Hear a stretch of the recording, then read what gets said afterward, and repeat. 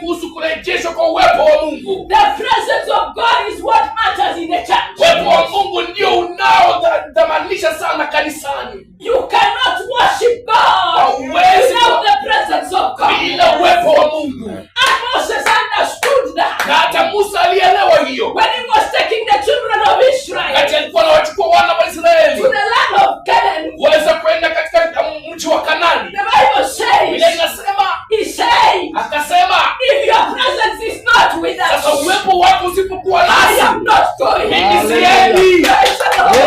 Asifiwe. Today, Leo hii God is restoring us.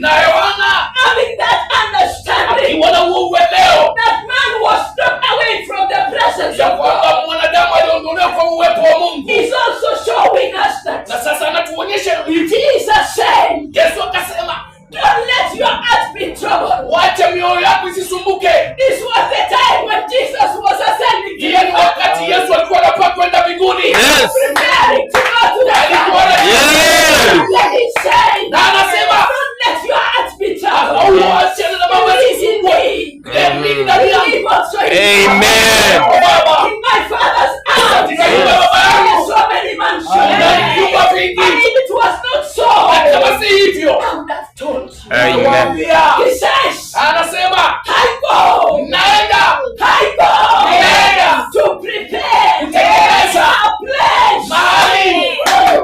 Amen. The place mahali that Adam lost. mahali Adamu The alipoteza, place mahali that the first Adam lost. Kwanza The alipoteza. second Adam. Yes. Adamu wa The pili. last Adam. Yes.